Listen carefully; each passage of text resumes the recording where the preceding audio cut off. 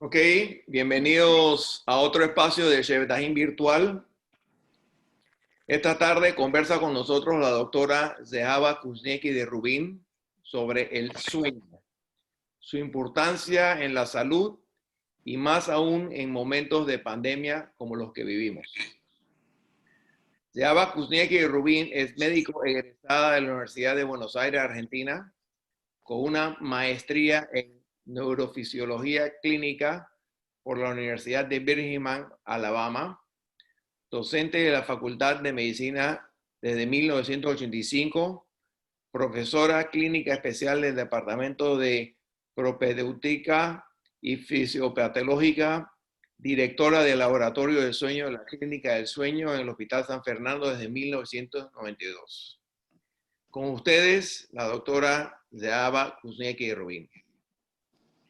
Buenas tardes a todos. Es un gusto para mí y un honor haber sido invitada para hablar de un tema que es, además de importante, para mí apasionante, y ha sido el interés a lo largo de toda mi carrera. Verdaderamente desde muy joven el tema del sueño era un enigma y en verdad en aquellas épocas algo que recién estaba comenzando a desarrollarse. Así que hoy vamos a hablar un poquito sobre el sueño en general y sobre el sueño en momentos como estos que nos tocan vivir, de tanta ansiedad, de tanta preocupación, de tanta incertidumbre. Ya tenemos 5 meses en Panamá, viviendo muy de cerca el día a día, las angustias y todo lo que alrededor de esta pandemia ha surgido desde todo punto de vista. El impacto obviamente es en todas las esferas. Y por supuesto, nuestro sueño, si no es sólido, si no lo fortalecemos, si no lo protegemos y si no lo cuidamos, puede afectarse, puede debilitarse en una forma importante y eso puede mermar nuestra salud y afectar la forma en que nos desarrollemos definitivamente. Estas escenas que son parte de la vida cotidiana, ya nos hemos acostumbrado a las máscaras, nos hemos acostumbrado al distanciamiento social, nos hemos acostumbrado a tantas cosas que parecen de otro planeta o de otro universo, en verdad, que bueno, es como que somos animales de costumbre. Pero verdaderamente dormir bien en tiempos de pandemia es una imperiosa necesidad por razones de nuestra salud. Sabemos que el sueño es una necesidad biológica y básica de la vida. Verdaderamente todos los seres vivos tienen en alguna forma algún tipo de periodo que podríamos llamar de sueño, de quietud o de quiescencia. Hablamos inclusive de las plantas que tienen periodos que los biólogos identifican como similares al sueño. Y eso nos hace preguntarnos cómo es posible que todas las especies necesitan o requieran de este periodo de desconexión, de alguna manera, del ambiente. En la historia de la humanidad, el dormir había sido inspiración para los artistas, para los pintores, para los escultores, para los filósofos, para todo aquel que quería expresar la humanidad de alguna manera. Pero en verdad nunca había sido motivo de investigación científica hasta que se adentró realmente el siglo XIX. En ese momento, biólogos empezaron a observar la naturaleza y notaron que dormir es una actividad de todos los seres vivos. Y, por ejemplo, vieron cómo estos gorilas duermen en forma comunal, en lo que se llama como colecho, porque la madre está de alguna forma protegiendo a su bebé y haciéndolo sentirse seguro, cuidándolo de otros peligros que hay en el mundo en el que ellos viven. Por ejemplo, este oso polar que se encuentra hibernando, que es un tipo especial de quietud diferente al dormir, pero que sí es característico de estas especies en estos lugares. observando, por ejemplo, cómo los cetáceos o los mamíferos, como en este ejemplo el delfín, también tienen épocas o periodos o episodios de sueño que son muy peculiares, muy característicos y muy diferentes, en los cuales un solo hemisferio duerme mientras que el otro está despierto. Y similarmente o asociadamente, un ojo del delfín está abierto monitoreando el ambiente que tiene alrededor, mientras que el otro ojo, que es el contralateral al hemisferio durmiente, está cerrado. O sea que es el único animal en el que se ha podido identificar que el dormir es solamente en un hemisferio mientras el otro está abierto. Quisiéramos tal vez nosotros encontrar la manera de lograr perfeccionar nuestra biología y transformarnos en delfines, no creo, pero bueno, es algo que a mí me llama mucho la atención y me parece increíble como un cambio evolutivo que ocurrió en estos animales. De manera muy importante, cada especie tiene un requerimiento, una necesidad, una cuota diaria de horas de sueño que es especie específica. Vemos aquí en esta lista que hay animales que duermen muchísimas horas, como el murciélago, que de las 24 duerme 19, mientras que hay otras, como el caballo, que duermen muy poquito, escasamente 3 horas de sueño al día. En el medio podemos decir que estamos nosotros, el Homo sapiens, que tiene una necesidad de 8 horas diarias en promedio. No es que todo el mundo tiene que dormir 8 horas, pero sí verdaderamente es el promedio de la necesidad de sueño.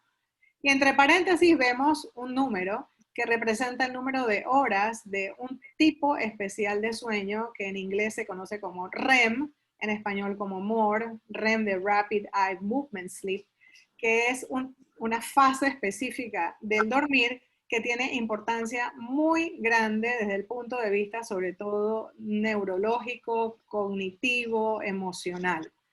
Y también, así como son específicas las cuotas de horas de sueño de cada especie, igualmente lo son el porcentaje o el número de horas de REM que cada especie tiene. Nosotros, los hombres, tenemos entre 20 y 25% del tiempo que dormimos en etapa REM o MORE, mientras que otras especies como el murciélago tienen proporcionalmente mucho menor cantidad de ese tipo de sueño, y eso tiene que ver con el volumen de la masa encefálica. Entonces, dormirnos es pasar por una especie de proceso en el que lenta y progresivamente vamos avanzando en diferentes etapas. Apenas nos acostamos y luego de un periodo de tiempo razonable, nuestro cerebro hace una transición a una etapa transicional de estadio de sueño superficial o de somnolencia que se conoce en el mundo de la medicina del sueño como el estadio 1. Entonces, ¿cómo nosotros sabemos que la persona o el paciente está en esa etapa específicamente? Más que nada por las ondas cerebrales, por los movimientos respiratorios y por los movimientos de los ojos del paciente. Interesantemente, en esta etapa del dormir, que es transicional, podemos recibir llamadas de teléfono, podemos contestar con cosas que suenan coherentes, podemos, inclusive si nos hablan, responder, pero verdaderamente no recordamos ni registramos ninguno de estos eventos y podemos tener problemas al día siguiente cuando se nos hacen reclamos al respecto. ¿Okay? Pero eso ocurre en una forma automática cuando estamos en esta primera etapa del dormir que se conoce como el estadio 1 o transicional. Si no nos interfiere ningún factor con nuestro dormir, nuestro sueño se profundizará y entraremos en una etapa más profunda que se conoce como estadio 2 de sueño. Y esa etapa está caracterizada por esto que vemos subrayado, que son los famosos usos de sueño típicos del estadio 2 de sueño. Este es el estadio más prominente que tenemos. La mitad del tiempo que dormimos estamos en este estadio. Y por ejemplo, es interesante que muchos de los medicamentos que se usan, sobre todo sin ningún tipo de control, como hipnóticos, sobre todo los benzodiazepínicos, pueden actuar eliminando estos famosos usos de sueño que seguramente alguna función cumplen. Así que ese es un efecto de algunos de estos medicamentos. Si seguimos en esta etapa del dormir y nadie interfiere con nuestro sueño, entraremos en una etapa aún más profunda que se conoce como estadio 3, en el que el cerebro de manera sincronizada produce estas ondas de muy alto voltaje, muy lentas, que también hacen que este estadio se conozca como estadio de sueño de onda lenta. Y este estadio es sumamente importante, tiene funciones importantes, sobre todo relacionadas con la secreción de hormonas y también con las funciones de inmunidad, que significa cómo mi cuerpo se protege de todo lo que hay afuera y alrededor de él, sobre todo de bacterias y virus. Este estadio típicamente del sueño es un estadio que en la vida va desapareciendo. Después de los 50, 60 años prácticamente que ya no lo tenemos y es reemplazado por el estadio 2. Luego de que pasamos por todas estas etapas de 1, 2 y 3, yendo de más leve o superficial o ligero a más profundo, entramos en el primer periodo REM del ciclo de dormir, o Rapid Eye Movement Sleep, y aquí dramáticamente cambia toda la fotografía que acabamos de ver. Aquí aparece una actividad eléctrica del cerebro muy similar a la del cerebro de una persona despierta. Y los ojos del paciente o los ojos de la persona empiezan a moverse hacia los lados de manera rápida. Esto se puede ver claramente en los bebés y en los niños, que generalmente duermen con los ojos entreabiertos o abiertos totalmente. Y uno puede ver que en esta etapa esos babies van a estar haciendo toda clase de muecas con sus ojos, con su cara, chupeteo, inclusive tienen movimientos mioclónicos en las extremidades y están completa y profundamente dormidos. Y lo que está pasando aquí es verdaderamente maravilloso, sobre todo en esta etapa que tiene funciones también extremadamente importantes. Así que si pudiéramos dividir el periodo de dormir, podríamos decir que el cerebro funciona como en dos diferentes modos o estadios. Uno, que es de un cerebro activo, que es cuando estamos en este tipo de sueño, que es el sueño REM o MOR en español, en el que el cerebro parece estar despierto, pero nuestro cuerpo está completamente paralizado. Y esta parálisis es fundamental para salvarnos la vida, porque si no fuera por esta parálisis, lo que pasaría cuando estamos en esta etapa en la que estamos soñando activamente a colores, con olores, con sabores, con toda clase de expresiones y emociones, lo que ocurriría es que nosotros actuaríamos nuestros sueños. Así que imagínense qué pasaría si yo estoy soñando que estoy siendo atacado por un ladrón. Probablemente yo me defendería, trataría de proteger a mi familia y golpearía, patearía, saltaría.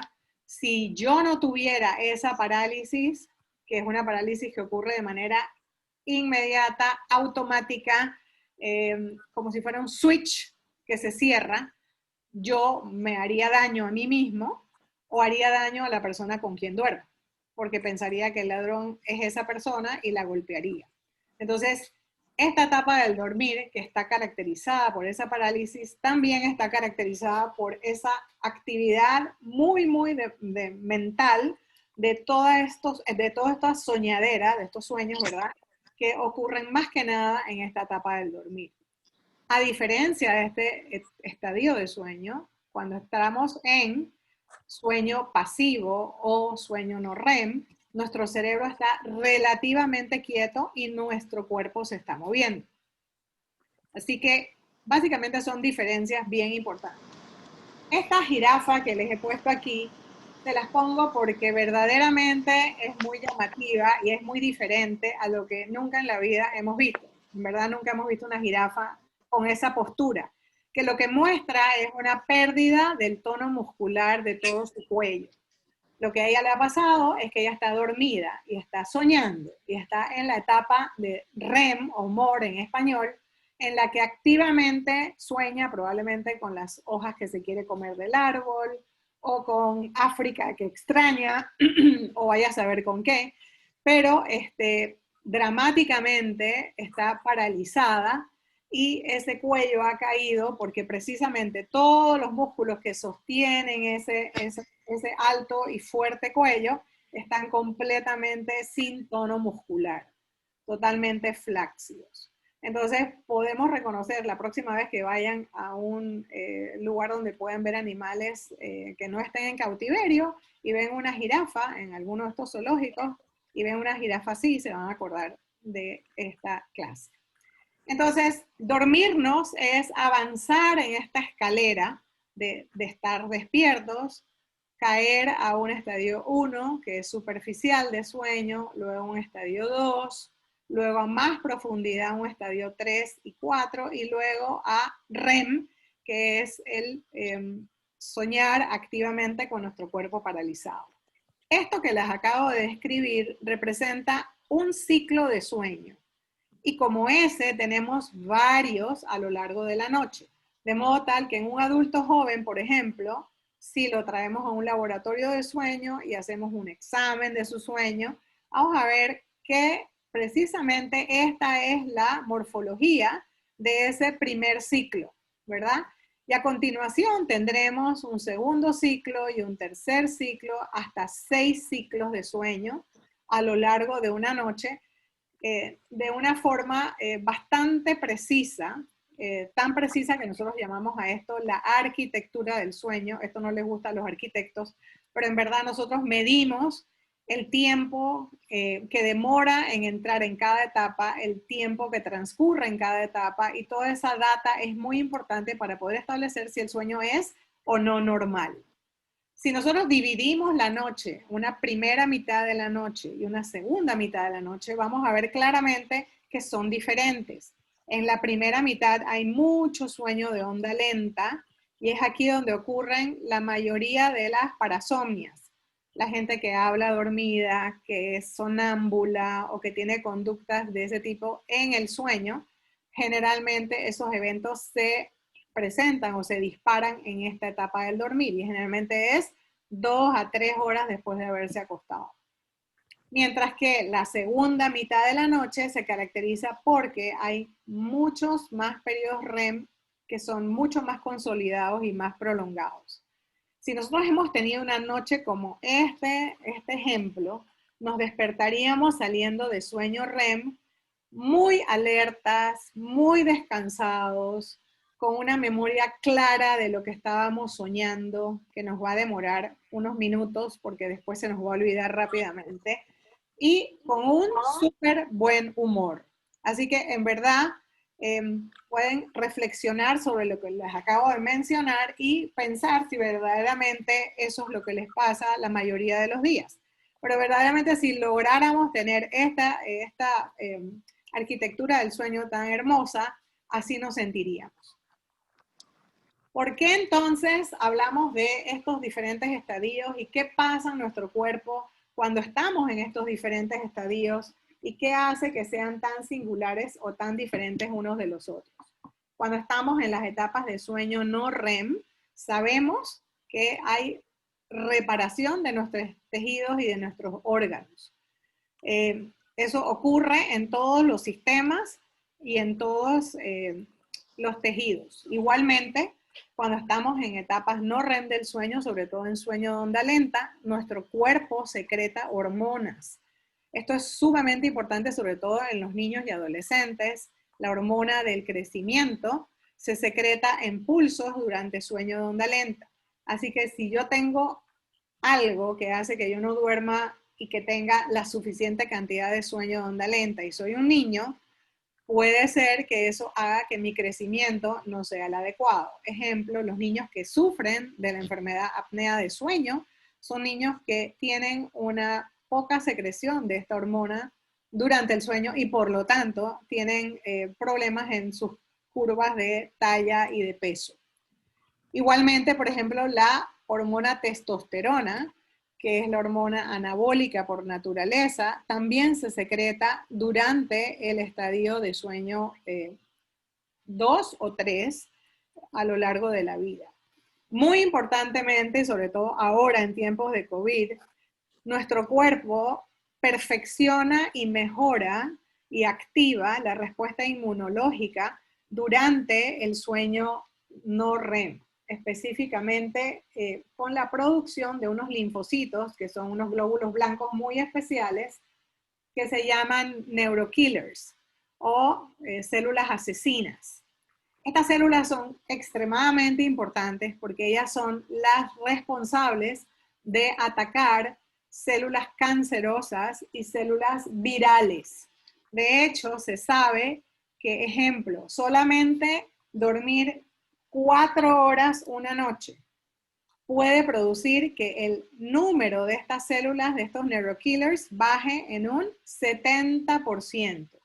Así que imagínense la importancia que tiene el dormir lo suficiente y lo adecuadamente para que ese sistema inmunológico funcione a la perfección.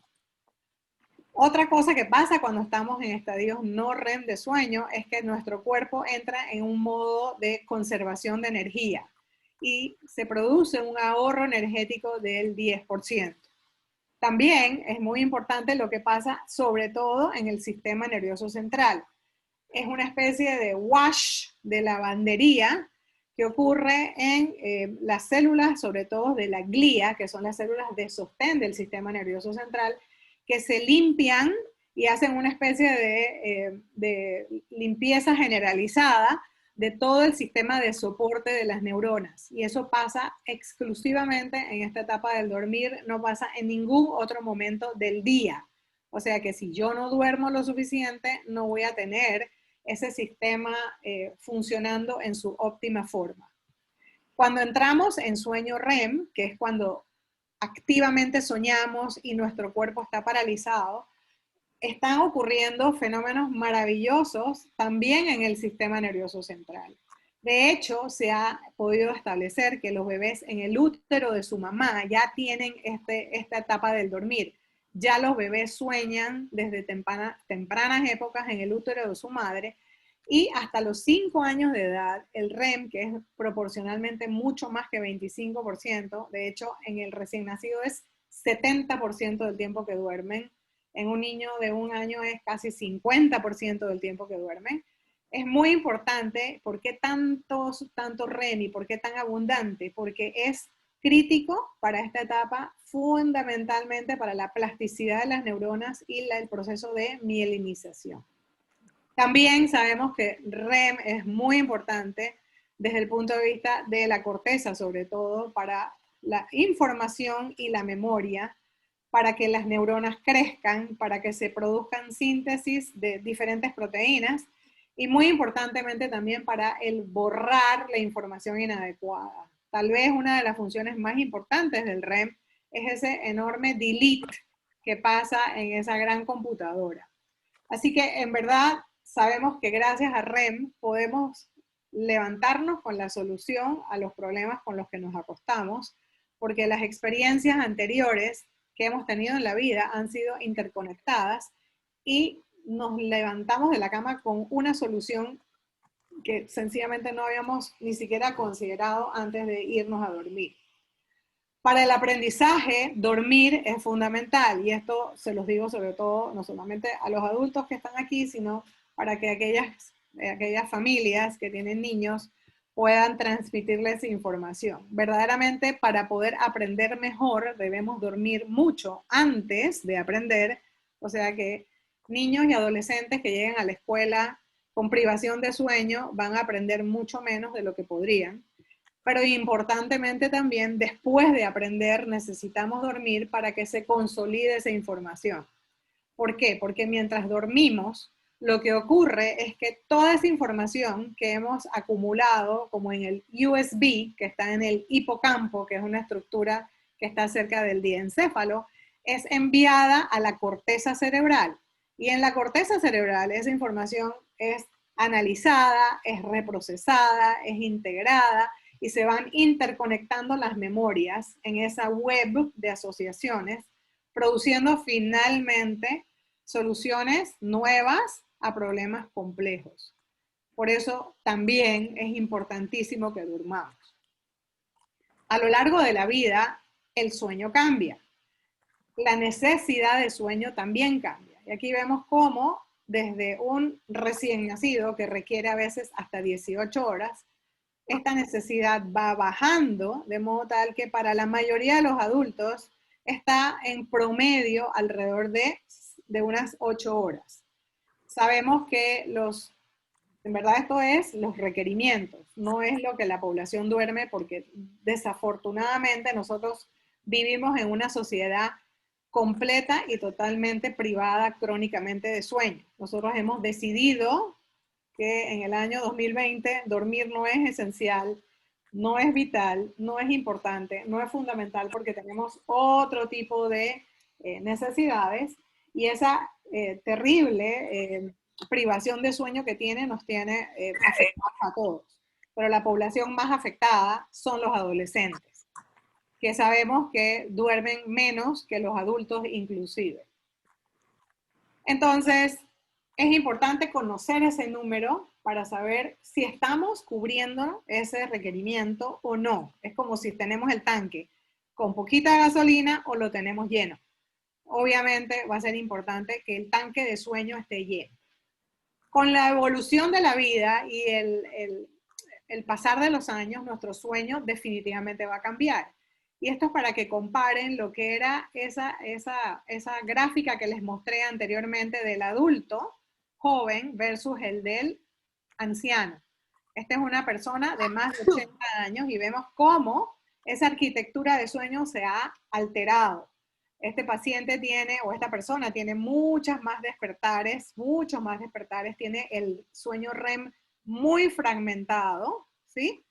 Y obviamente tiene una satisfacción diferente o menor con respecto a su calidad de sueño.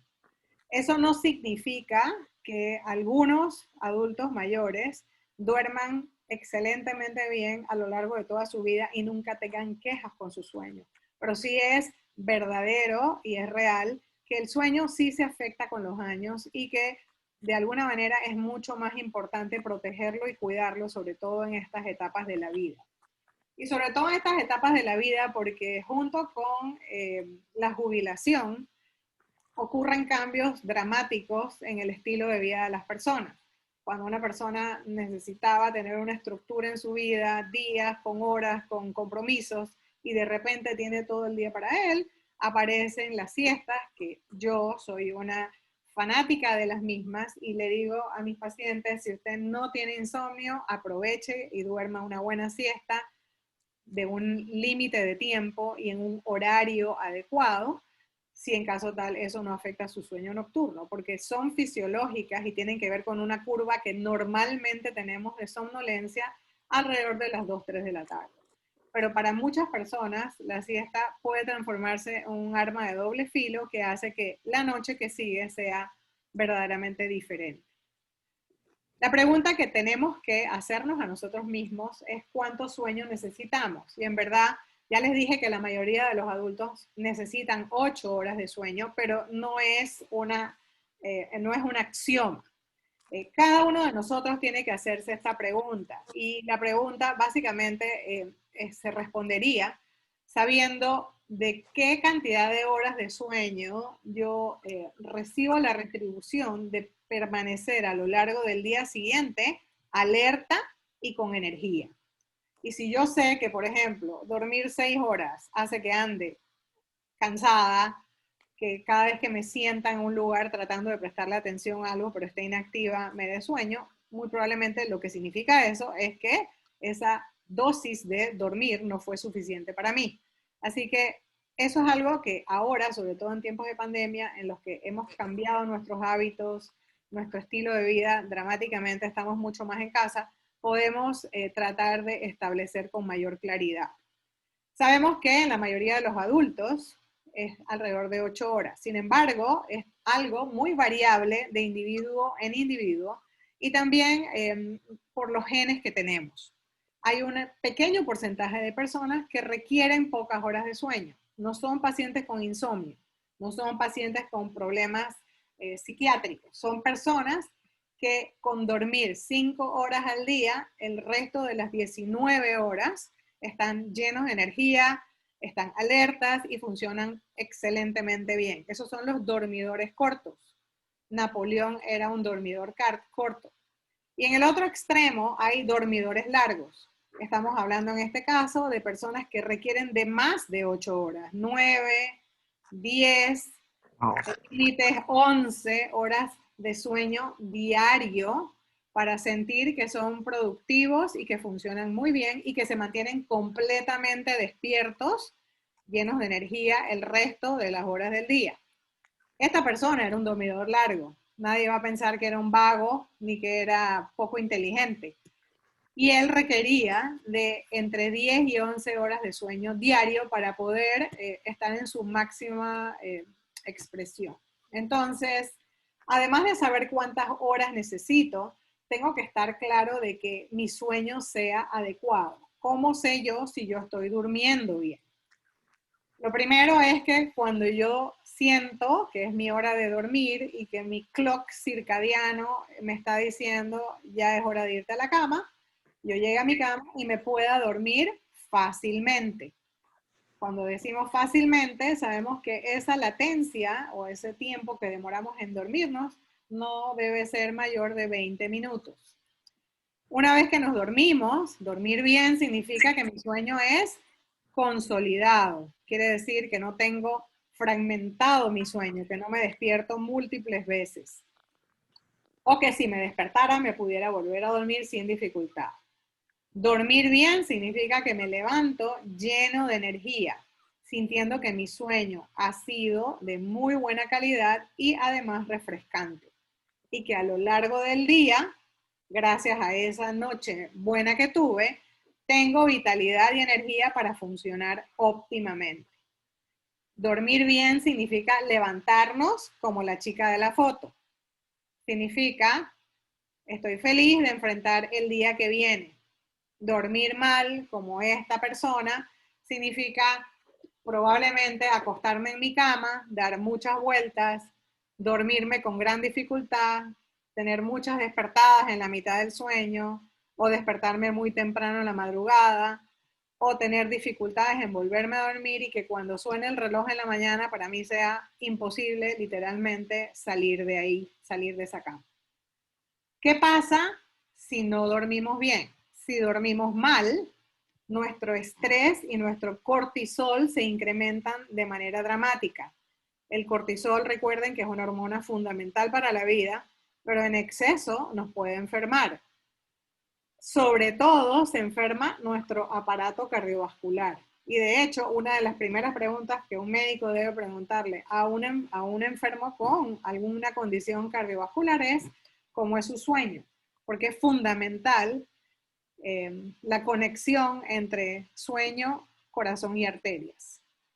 Dormir mal nos hace ser más impulsivos, tener más tendencia a la depresión y a la ansiedad. La estructura que tiene que ver con los impulsos y las emociones es la amígdala, que está también en el diencéfalo. Sabemos que en las personas que duermen mal, esa amígdala está hiperactiva. ¿Qué significa eso? Que no tiene el bloqueo que la corteza cerebral normalmente produce sobre ella. Está desinhibida y esa amígdala hace que las personas que duermen mal tengan mayor tendencia entonces a la ansiedad y a la depresión. Dormir mal increíblemente afecta nuestro peso. Aunque nos parezca que el apetito no nos ha cambiado, dormir mal nos hace subir de peso. Este es un estudio interesantísimo que se hizo con 60,000 enfermeras en los Estados Unidos que fueron seguidas por 20 años, la mayoría de ellas, o todas probablemente, trabajando con turnos rotativos, extensos, con privación de sueño, y solo el hecho de dormir mal y poco la mayoría de los días de la semana determinó que esa población engordara de una manera dramática. Dormir mal hace que busquemos ayuda, entre comillas, en recursos como por ejemplo sustancias como el alcohol o en el cigarrillo. No es poco común escuchar a los pacientes que en una noche de insomnio se levantan de su cama para fumarse un cigarrillo en el balcón pensando que eso los va a calmar y que luego de eso van a dormir mejor, y en verdad el cigarrillo es en este caso un estimulante. Igualmente el efecto que el alcohol produce en el sueño, que básicamente su efecto sedante produce finalmente mucha fragmentación de sueño, y lo que termina pasando es que el sueño es de mucha peor calidad cuando se consume alcohol que antes de consumirlo. Dormir mal aumenta la presión arterial, la prevalencia de diabetes mellitus y el marcador de inflamación, que es la proteína C reactiva. Si dormimos mal, vamos a concentrarnos mal, nuestra atención va a estar reducida, nuestra capacidad de tomar decisiones va a estar reducida, igual que nuestra creatividad.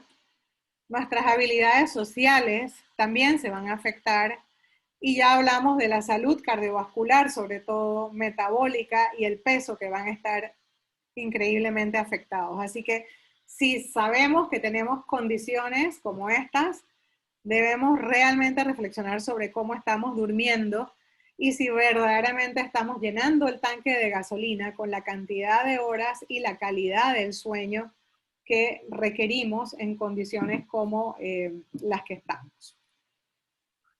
Esto es en términos generales lo que es importante con respecto al dormir.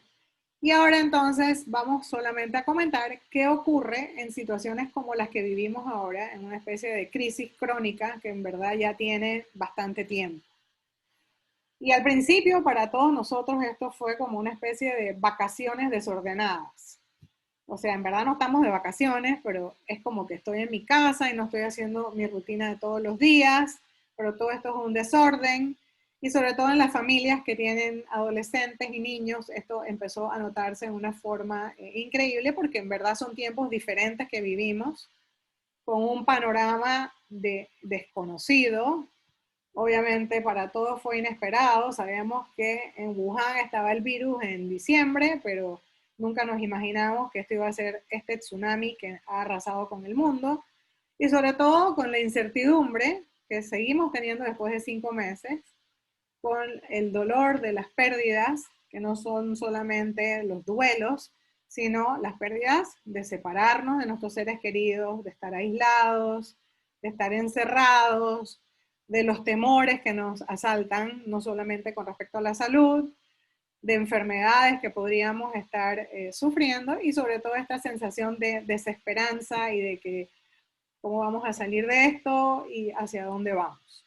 Entonces, abrumados por las noticias y por la información, tal vez en estas etapas ya un poquito menos, ¿verdad? Porque nos hemos distanciado. Yo creo que en los primeros meses nadie se perdía un reporte del MINSA a las 6 de la tarde.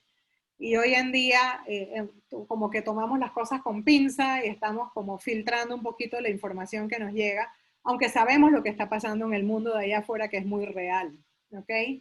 Entonces, los que hacemos sueño, nos hemos ocupado en estos meses de hablar entre colegas para saber de qué manera esta pandemia está afectando a nuestro sueño y entender qué es lo que hemos perdido para poder tratar de enderezar este barco en el camino correcto.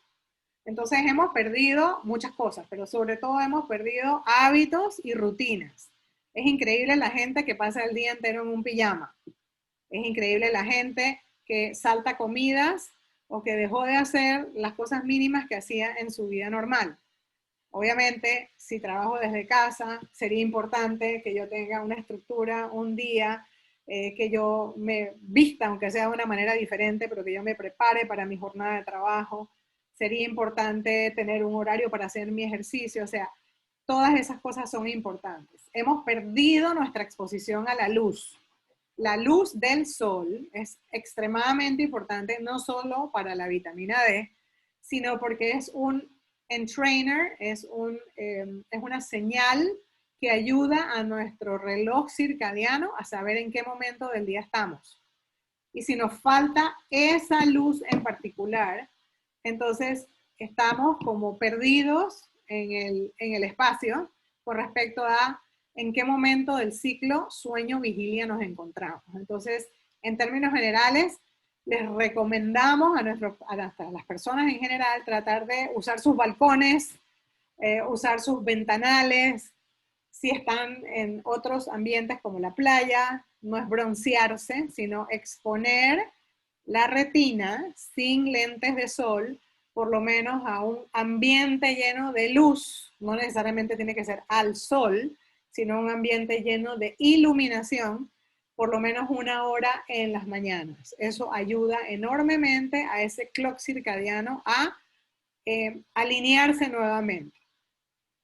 Si no hacemos este tipo de intervenciones, vamos a entender que estamos frente a una perfecta tormenta de insomnio y de fase del sueño retrasado, que es lo que ha pasado en la mayoría de las personas que se han investigado.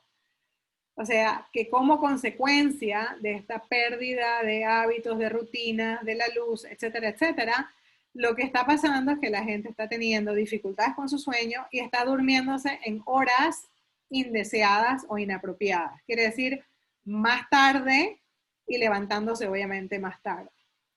Y una de las razones por las que esto pasa es nuestra hiperconectividad. O sea, las pantallas azules invaden nuestra vida. Cuando digo azules, estoy hablando de la luz azul, no porque la pantalla sea azul. Y son todas las pantallas electrónicas. Lo único que en mucho menor grado tiene una importancia o impacto de la luz azul es las pantallas de la televisión. Y no tienen los libros electrónicos, pero todo lo demás sí, los celulares, los iPads, las computadoras, con o sin filtros, igualmente este impacto en nuestra retina afecta a ese clock circadiano que les dije que necesita la luz del sol en la mañana. Entonces, al estar expuestos en una forma exuberante y continua a estas pantallas, la luz de ese espectro azul que entra a esa retina llega a ese clock que está aquí en el hipotálamo y le dice al cerebro, es de día y por lo tanto, quédate despierto. Entonces, ¿cómo hacemos para revertir todas estas situaciones, para controlar estos factores? Sencillamente vamos a tratar de repasar cuáles son los premios Óscares a un buen sueño o un buen dormir, que son los buenos hábitos de sueño. Y lo más importante es tener horarios y estructuras. Y cuando hablo de horarios me refiero a tener 1 hora de acostarme y 1 hora de levantarme regular. Que no sea esto random de que un día me voy a la cama a las 3 de la mañana y al día siguiente me voy a las 11 y el otro día me voy a las 9. No, establecer como si estuviera en una escuela militar la hora en que la luz se apaga y la hora en que la luz se enciende o que se enciende mi día, porque es uno de los entrainers más importantes. Y esos horarios para levantarme y levantarme tienen que también ir acompañados con una estructura de mi día. Para las personas que usan alarma para levantarse, por favor, no le pongan snooze, porque lo único que el snooze hace es fragmentar el sueño. Y si se acuerdan de la diapositiva en la que les mostré la diferencia entre la primera mitad del dormir de la segunda mitad tiene mucho REM. Si yo tengo a este reloj sonando y sonando y sonando y sonando, lo único que va a pasar es que me va a fragmentar mi REM y voy a levantarme sintiendo que me faltaron horas de sueño, malhumorada, porque me faltó exactamente esa hora de REM que continuamente yo estuve disrupting o interrumpiendo con esa alarma que no paró de sonar. Entonces, pongan la alarma a la hora en que verdaderamente se tienen que levantar. Coman con reloj, no importa si es ayuno intermitente, pero no cambien las horas de comer, porque comer es una de las conductas animales que ayudan más a ese clock circadiano a saber en qué momento del día estamos, ¿ok? Así que no es comer todo el día checheritos, porque no tengo muchas ganas de sentarme o me da pereza, sino es tener ya sea un desayuno o un almuerzo y una cena con un horario fijo y tratar de seguir. Mantener mi rutina de ejercicio. Ejercicio es una herramienta poderosísima para muchísimo de nuestra salud, ¿ok? Para el sueño en particular es importantísimo y por lo menos los cardiólogos dicen 150 minutos a la semana. Yo digo, busca algo con lo que te sientas divertido, que te provoque hacerlo. Si es bailar, si es una clase de zumba, si es correr en el estacionamiento de tu casa, si tienes algún lugar donde salir y puedes hacerlo, pues con más razón, si es seguir una clase en tu pantalla, no importa lo que sea. La cosa es que como rutina tengas una actividad física como ejercicio cardiovascular diario lejos de la hora de dormir. El ambiente en el que duermo. Esto no es una propaganda o una mueblería, sencillamente es para explicar cuán importante es el espacio en el que duermo. Si tengo problemas con mi sueño, si me está costando dormir, o estoy sintiendo que mi sueño no tiene la calidad adecuada, revisemos el ambiente de dormir. El ambiente de dormir debe ser frío, oscuro y silencioso. Y cuando digo frío, los últimos, antes decíamos 22 grados, leí hace poco una investigación que muestra y demuestra cómo 18 grados de temperatura hacen un sueño mucho más consolidado, sobre todo el sueño de onda lenta. O sea que cuanto más frío, mejor que más caliente. Oscuro y silencioso. En algunas personas el uso de white noise, de ruido blanco, puede ser de gran utilidad también. Eso puede ser algo que baje en una aplicación o una maquinita de ruido blanco que haya en el ambiente. También ayuda a enmascarar mucho los ruidos del ambiente. La cama, el colchón, la almohada, todos estos elementos son importantes y por supuesto el elemento de seguridad. Ningún animal se duerme en un lugar que está inseguro, así que eso para algunos de nosotros puede parecer innecesario o ridículo o absurdo, pero para muchas personas es un tema importante. Alejarnos de la cafeína en exceso. Hablamos de cafeinismo con más de 300 miligramos de cafeína. Esos son 2 tazas de café. Y verdaderamente hay cafeína en formas ocultas en muchas sustancias que otras personas, o sea, que personas consumen, en bebidas, en medicamentos. Así que hay que revisar cuánta cafeína hay ahí. Es importante recordar que la vida media de la cafeína son entre 5 y 6 horas. Eso quiere decir que la mitad de la cafeína que hay en nuestra sangre se metabolizó en 5 a 6 horas. Pero el 25% sigue dando vueltas hasta 12 horas después de haberlo consumido. En el teléfono hay un joven del banco. Obviamente, puede significar que ese café que me tomé a las 2 de la tarde, ese capuchino riquísimo, todavía a la 1 de la mañana me está molestando. Entonces, hay personas que son metabolizadoras lentas de cafeína. Esas personas en particular tienen que tomar pues estos recaudos. Por supuesto que esta no es una recomendación para aquellos que dicen que se toman un café para irse a dormir, que de hecho hay ese tipo de personas también. Sencillamente estamos hablando de cuáles son las medidas que ayudan a tener un mejor sueño. Alejarnos del alcohol. Hasta 2 copas de alcohol o una de una bebida fuerte están, entre comillas, ok, pero más que esa dosis, lo que vamos a tener es sedación, fragmentación de sueño y muy importantemente el alcohol hace que el REM, la etapa esa importantísima del dormir, se reduzca. Así que nadie quiere perder el REM y mucho menos por algo tan insignificante como el alcohol. Revisar los medicamentos que utilizamos. Muchos medicamentos afectan el sueño. Por ejemplo, hay algunos medicamentos que son antihipertensivos que producen pesadillas severas. A veces solamente cambiar el medicamento por otro puede completamente aliviar al paciente. Medicamentos que son para pacientes con asma o condiciones pulmonares, broncodilatadores, que pueden producir insomnio inicial. Solo el hecho de mover el medicamento a una hora en la que ya sea más adecuado, puede mejorar significativamente el sueño.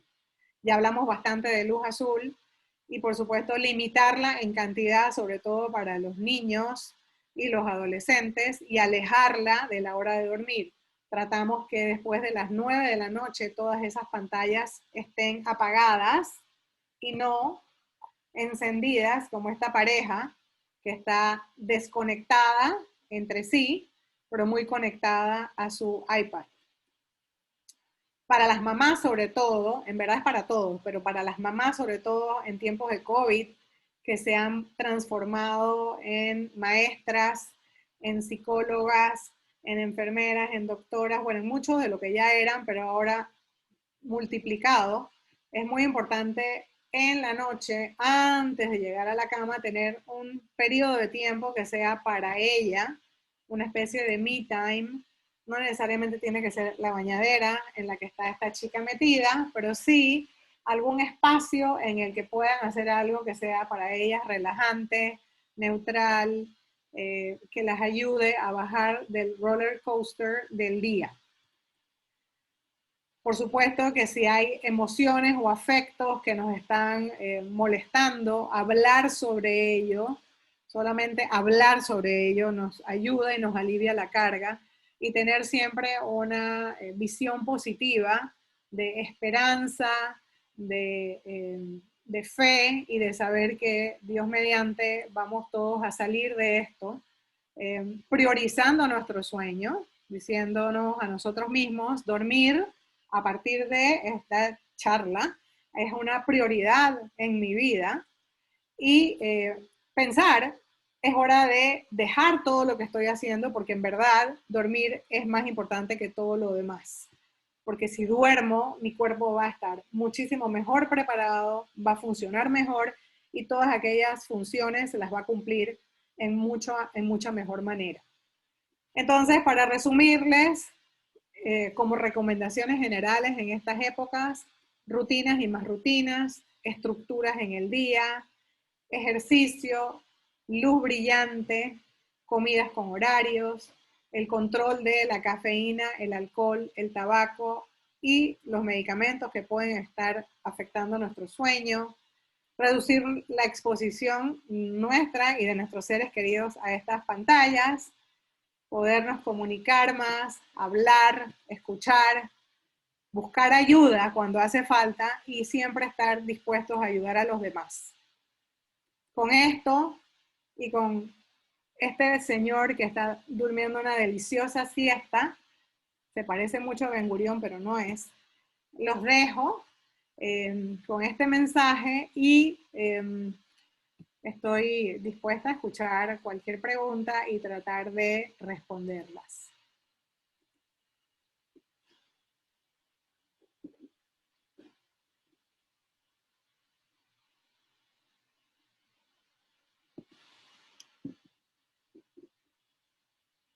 Ezra.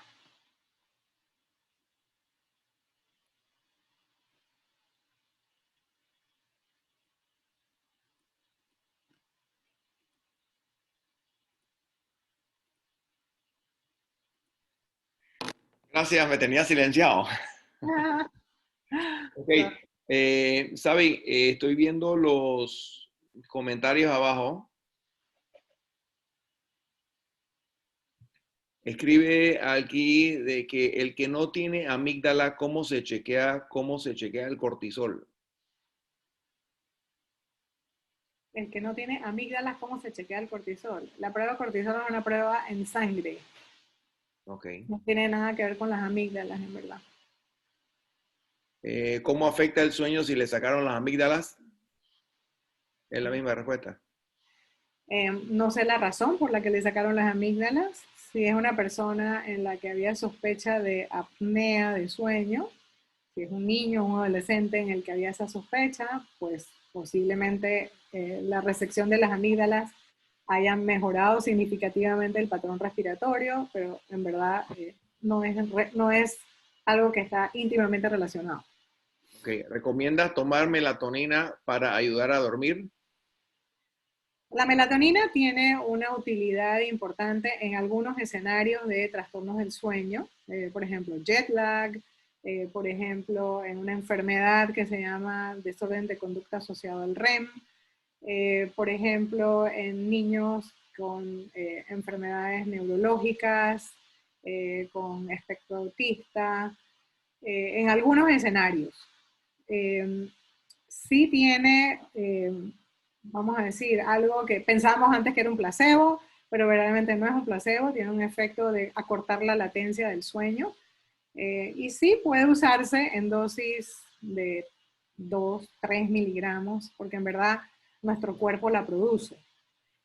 Ya cuando cruzamos la barrera de los 60 años, ya el cuerpo no produce melatonina por alguna razón que desconocemos. Y hasta ahora no se ha encontrado, no, se han hecho muchos estudios controlados por más de 20 años sobre efectos secundarios y no se ha encontrado verdaderamente ningún efecto nocivo de la melatonina. Por eso es verdaderamente algo que se usa sin ningún tipo de control. Lo que se compra en el súper o en la farmacia no tiene ningún tipo de regulación FDA, es un suplemento alimentario. Y en verdad nunca sabemos lo que nos estamos tomando. Ok, la próxima pregunta es, si para dormir usas pastillas y te ayudan, ¿por qué dicen es mejor no usarlas? Bueno, habría que evaluar por qué en un principio fueron recomendadas. En verdad, si ustedes abren la prescripción de cualquier hipnótico, van a leer, este medicamento es solamente para uso bajo supervisión médica por un periodo de hasta 10 días o 15 días. ¿Por qué? Porque la mayoría de estos medicamentos tienen efectos secundarios. Algunos de ellos tienen que ver, por ejemplo, con el ánimo, otros tienen que ver con la memoria, otros tienen que ver con otros aspectos y entonces por esa razón es que no es recomendable usarlos en una forma prolongada, en una forma continua, sin que haya un médico de por medio evaluando y reevaluando la necesidad del uso del mismo. También se pueden convertir en adictivas, ¿no?